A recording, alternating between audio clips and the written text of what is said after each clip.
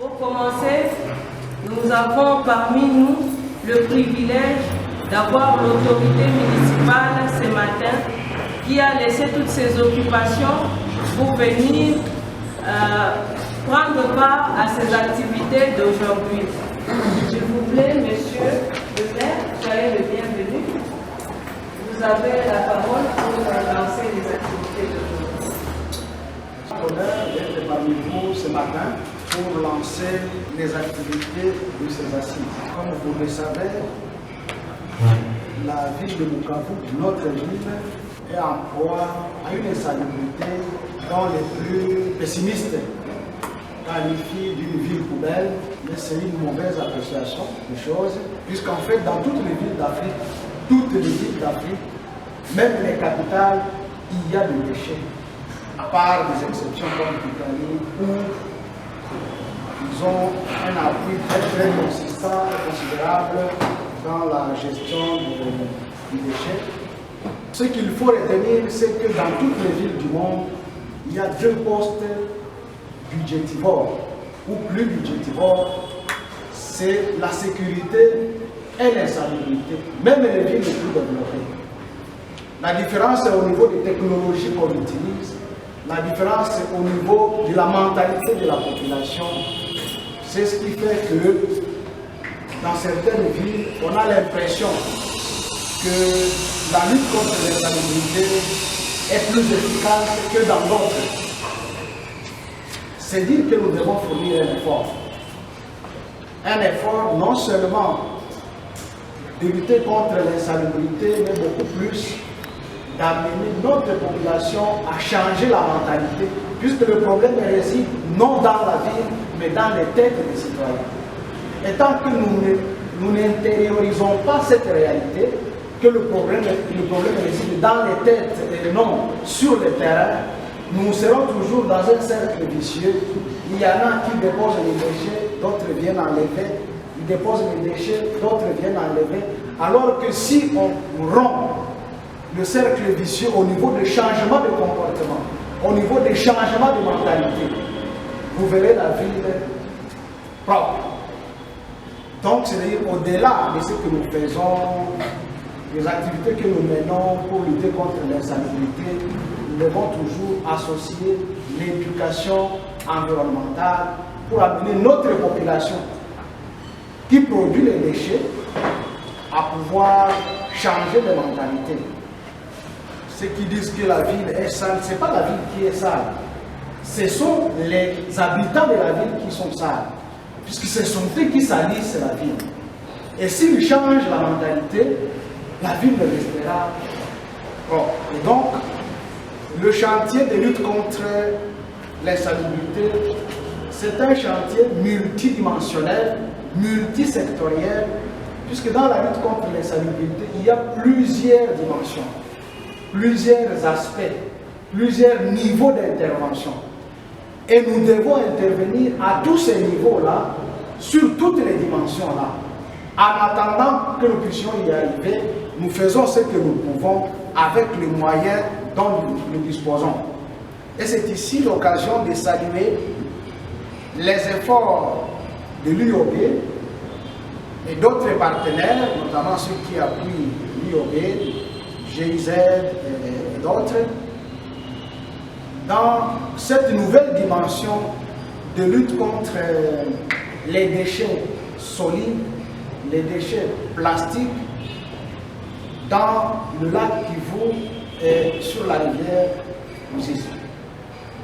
Et donc, nous saluons ces efforts d'un partenaire qui agit sur le plan scientifique pour appuyer les efforts techniques, pratiques, de nos partenaires, notamment ceux qui sont dans le zonage, vous dire que nous avons besoin de l'apport de tout le monde. C'est ainsi que dans plusieurs ministères, il y a le service d'assainissement, nous en avons dans le ministère de l'Environnement, dans le ministère de la Santé, à la mairie, voirie. Tous ces ministères ont des apports pour rendre la ville propre. Et je pense que c'est l'occasion de vous féliciter aussi, vous qui avez aussi cette propension, je dirais même cette obsession à combattre l'insalubrité dans notre ville pour la rendre propre. Et nous voulons que les résultats soient des résultats communs, que personne ne dise que c'est grâce à moi, mais que nous disions tous, nous avons apporté notre apport, nous avons contribué à ce que le visage de notre ville puisse changer. Je félicite tout le monde qui est ici et ceux qui ne sont pas encore là. Je vous remercie aussi, puisqu'en fait, vous apportez votre pierre à combattre ce grand ennemi de notre ville qui est l'insalubrité. Et c'est par ces mots que je déclare ouvertes les assises de ce jour et je vous souhaite bon travail, une bonne inspiration et une bonne production à la fin de nos assises. Je vous remercie. Avec votre présence ici, surtout dans l'atmosphère pluvieuse, d'aujourd'hui. Et donc, je vais d'abord vous présenter les cadres dans lesquels nous nous trouvons. Nous, c'est l'Université officielle de Bukavu. Nous représentons le laboratoire d'hydrobiologie, d'aquaculture et de gestion des ressources naturelles de la Graine, qui est basé à l'Université officielle de Bukavu, avec une station de recherche au lac Kivu. Ce laboratoire, avec d'autres partenaires, principalement la GIZ et la mairie de Bukavu, nous nous sommes dit que ce que nous vivons dans la ville de Bukavu, que ce que nous vivons au lac Kivu, sur la rivière Ruzizi, par rapport à l'insalubrité, en rapport aussi avec les conséquences de cette présence de déchets-là dans le lac Kivu, notre laboratoire qui mène depuis des années de recherche dans le domaine du milieu aquatique, nous nous sommes dit qu'il fallait quand même faire quelque chose. Et c'est ainsi que nous avons approché nos partenaires pour demander qu'on puisse au moins intervenir. Nous ne disons pas que nous allons en tout cas amener des solutions à toute la problématique de la présence des déchets au lac Kivu et sur la rivière Ruzizi, mais nous nous sommes dit qu'il fallait quand même faire quelque chose. Et c'est ainsi que la GIZ était prête à nous appuyer avec un projet pilote de 6 mois qui a commencé en janvier 2022 et qui prendra fin en juin 2022. Et ce projet a été défini avec 3 axes d'activité. Le premier axe d'activité, c'était l'organisation des campagnes de sensibilisation. Je pense que vous avez vu dans les différents quartiers nos chercheurs qui sont passés pour discuter avec la population porte à porte, surtout le long de la rivière Kaoua, à partir de l'industriel jusqu'à vers Kibonge, pour discuter avec la population par rapport à cette problématique-là de la présence des déchets au lac Kivu et toutes les conséquences sur l'écosystème aquatique. Ils ne se sont pas limités le long de la rivière Kaoua, ils ont été sur la rivière Ruzizi, beaucoup plus dans des ports et des marchés au bord du lac Kivu, dans les bassins de Bukavu. Donc ça, c'était le premier axe d'activité. Le deuxième, c'était la restauration de la végétation aquatique. Cette activité est en cours. Donc à partir de Kazingo jusqu'à vers Honga et dans la partie amont de la rivière Ruzizi, nous étions appelés à restaurer la végétation aquatique que nous appelons les macrophytes. Ces végétaux-là sont d'une grande importance dans le milieu aquatique. Peut-être les non-biologistes ne maîtrisent pas vraiment l'importance de la présence de ces végétaux-là dans le milieu aquatique, mais les biologistes et d'autres des domaines apparentés savent bien que les poissons ne peuvent pas se reproduire dans un lac là où on n'a pas ces végétaux aquatiques dans la zone littorale. Ces végétaux constituent des lieux de reproduction des poissons, constituent des maternités, que nous appelons des maternités dans les baies, dans la zone de reproduction des poissons, les zones de frais.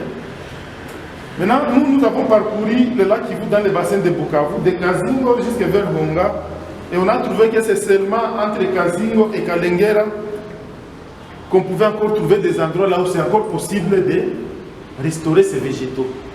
Nos équipes ont commencé les travaux. Ils vont du côté de chez Kabila et un peu au-delà pour prendre des plantules et venir les mettre au niveau de Kazingo, Bwindi et Kalengera. Malheureusement, au niveau de Bwindi et un peu du côté de Kalengera, il y a des camions qui venaient encore jeter les sols sur ces végétaux aquatiques, malgré la campagne de sensibilisation. Heureusement qu'avec l'accompagnement de la mairie, nous sommes en train de décourager ce genre de pratiques. Et donc ça, c'est notre deuxième axe d'activité dans le cadre de ces projets. Le troisième axe d'activité, c'est le ramassage des déchets plastiques flottants dans le bassin de Bukavu au lac Kivu et au niveau du lac de barrage à la centrale hydroélectrique Ruzizi 1. Cette activité n'a pas encore commencé, mais d'ici le mois de mai, nous débutons avec cette activité.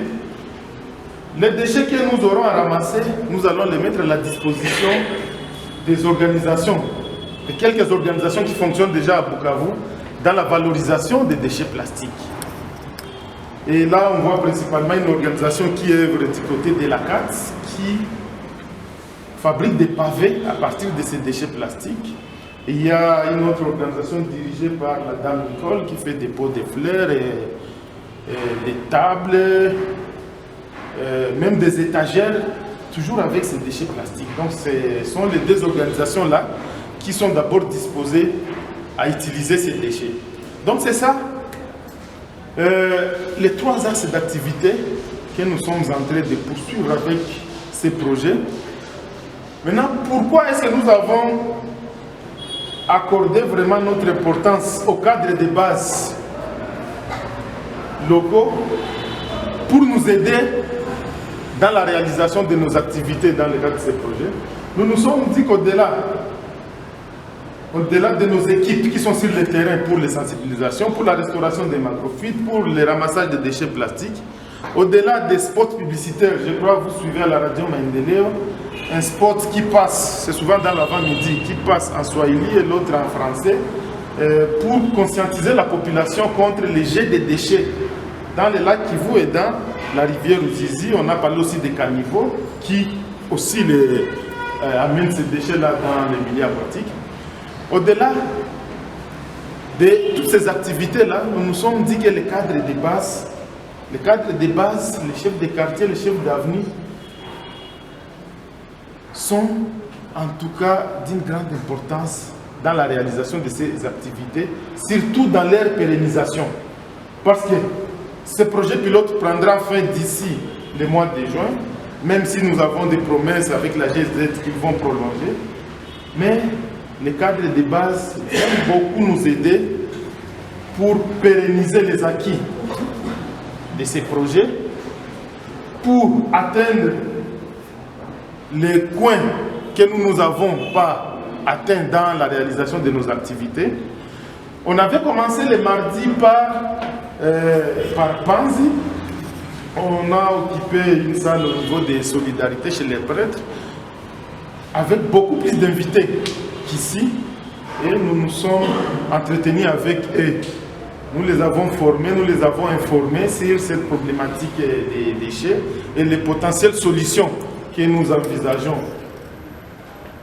Le mercredi, nous avons été avec les cadres de base de la commune de Kadutu au centre Bandari, c'était aussi toute la journée.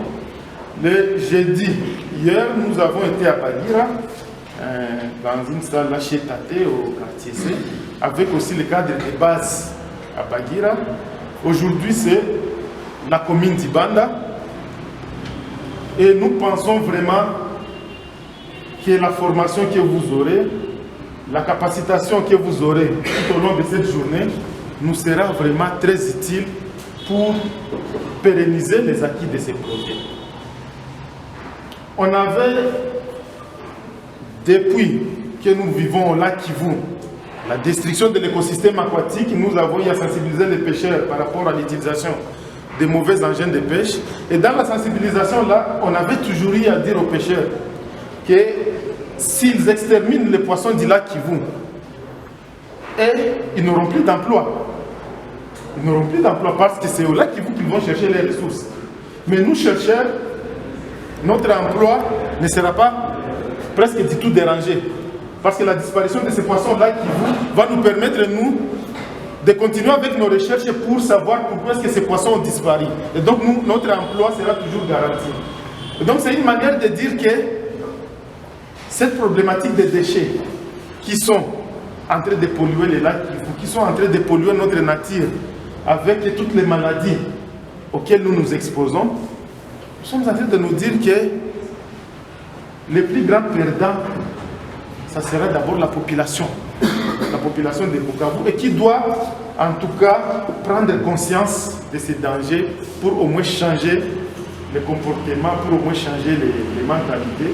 Et nous comptons beaucoup sur le cadre de base, au moins pour aider dans ce sens. À des tonnes et des tonnes et des déchets que nous ne savons même pas prendre en charge. Alors qu'avant l'indépendance, ces déchets-là étaient pris en charge, étaient traités, mais ici aujourd'hui chez nous, nous ne traitons absolument rien. Nous faisons quoi? Nous produisons des déchets, nous trouvons que la nature seule va s'occuper de ces déchets. Or, cette nature a sa capacité de pouvoir gérer, s'auto-gérer. Alors, le surplus que nous donnons à la nature maintenant ne sait plus respirer, la nature ne sait plus se contenir. Les résultats, c'est quoi? C'est nous-mêmes, c'est nous que les conséquences de la détournent maintenant. Raison pour laquelle nous tombons par exemple malades, comme nous allons le voir. Donc, le problème de la démographie de la ville de Bukavu, c'est déjà un sérieux problème, un grand défi en ce qui concerne l'assainissement. Et les projections nous disent même qu'il y a des gens qui disent que en 2030, Bukavu aura 1 942 000 habitants. Et en 2035, ça arrivera à 2 355 000. Sur les mêmes territoires. Déjà aujourd'hui, nous sommes en train de déplorer cette situation. Il n'y a plus d'espace vert. Nous commençons à saucissonner des parcelles comme nous le savons, nous les habitants de Bukavu. Les fosses éthiques n'ont plus de place. Nous plaçons ça au niveau en dessous des salons. Je voulais parler de garage alors que nous n'avons même plus de garage. Parce que partout, là où il y avait des garages, les gens transformaient ça soit en chambre, soit en des magasins. Nous le savons. Un quartier récent qu'on appelle communément Bondeko, quand on monte un peu vers Feu Rouge, et voyons voir un peu cet endroit. Retournons un peu dans le passé. C'est à côté du lac Kivu.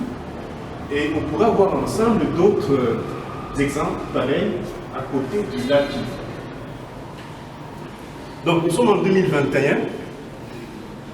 On sait voir les maisons qui sont là. Il y a même certains qui sont à moins d'1 mètre du lac. Alors retournons un peu dans le passé. Donc là c'est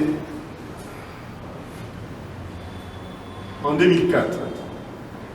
Vous voyez l'endroit, c'est l'embouchure de l'exutoire de la rivière de Gaoua, qui est vide là-bas. Il n'y a pas de maison, ce quartier n'est pas là. C'est en 2004, donc il y a environ 15 ans. Il n'y avait aucune maison là-bas. Mais la rivière qui déverse les sédiments, qui déverse les déchets, alors l'homme a profité de ces déchets, de ces sédiments pour aller occuper cet endroit. Et c'est un terrain neuf, c'est un terrain récent, c'est des sédiments récents, jeunes, qui n'ont pas une grande cohésion, mais il y a des bâtiments qui sont érigés là-bas. Les macrophytes n'existe plus là-bas, parce que l'homme a tout ravagé. Et donc, on observe vraiment un fort changement dans les paysages, dans la zone littorale du lac Kivu. Et ça, c'est un exemple. C'est une étendue qui couvre environ 1,5 hectares, une étendue qui a été générée par le dépôt des sédiments de la rivière Gawa. Environ 0,7 hectares qui s'est ajouté dans les lacs. Donc on a retiré au lac 0,5 hectares et voilà des maisons, un quartier qui s'est érigé. Donc la situation en 2004 et là c'est en 2021, vous de voir. Donc un grand changement. 2021, plein de maisons, tout un quartier. Et c'est vraiment à côté de la rivière et à côté du lac et tout cet écosystème qui était là, une zone qui était propice, comme le prof l'a expliqué, aux poissons. Mais voilà, l'homme a occupé. Et il n'y a pas que cet exemple, il y a plusieurs exemples pareils. Si vous avez été choisi ici, c'est parce que vous avez un certain pouvoir, vous avez une certaine influence, vous avez un certain nombre de trucs à faire au niveau des couches de la population que vous êtes en train de représenter. Nous avons dit que l'ARD Congo a une politique nationale d'assainissement votée depuis 2013. Et là où c'est dit que l'assainissement est décentralisé, c'est au niveau des différentes entités territoriales décentralisées. Le rôle, les responsabilités à ce niveau, c'est quoi? C'est d'arriver à faire l'élaboration des programmes locaux d'assainissement. Chaque mairie doit avoir un outil pour l'assainissement. Je ne sais pas si c'est pour les déchets solides, il faut produire une stratégie par rapport à ça, ou un document qui reprend des stratégies par rapport à ça. Pour ce qui est des déchets liquides, autant. Pour ce qui est des plastiques, autant. Donc, au niveau de chaque entité, je ne sais pas si c'est la ville, je ne sais pas si c'est la commune, et même les quartiers, même au niveau des quartiers, on doit avoir des plans locaux d'assainissement. Organisation et gestion du service public. Nous devons revoir ça. La promotion du secteur privé. L'État ne peut pas tout faire. Ou bien s'il y a des privés qui viennent pour intervenir dans le domaine de l'assainissement, faisons en sorte que les privés vont limiter. Il ne faudra pas que les privés en directement culture et alinabouille, directement environnement, directement tourisme, directement petite et moyenne entreprise, ça va vous dire $50, il y a comme capital. Hein? Donc allez voir comment nous allons faire la promotion privé. Partenariat PPP, partenariat public-privé. Nous faisons en sorte que le public, un certain nombre de tâches, il n'arrête pas à comment se dire. Au lieu que nous ayons un État fort qui centralise tout, mais il faudrait que nous ayons un État qui est incubateur. Il y a une activité côté à la activité, côté à la privée. Parce que là-bas, on peut voir qu'au lieu que l'État fait un mouvement, alors qu'il y a 80% de chômeurs, l'État peut faire que ma responsabilité c'est par exemple, nous domaine d'assainissement. Pendant qu'on a pris deux villes, on a pas dans association, au niveau à deuxième niveau, on a donné ça aux associations. Pour promouvoir, l'État il faut promouvoir Kanissa. Par contre, l'association civile, il faut la première partie. L'église va être par exemple côté à la valorisation. Non, ainsi, nombre et abattu et l'État va gagner. Parce que dans tout ce qui s'est fait, l'État a toujours un petit pourcentage. Un petit pourcentage. Au lieu d'avoir par exemple les 80% des chômeurs, mais l'État congolais peut faire que nous ayons plutôt 80% des travailleurs. Ainsi, chaque partie,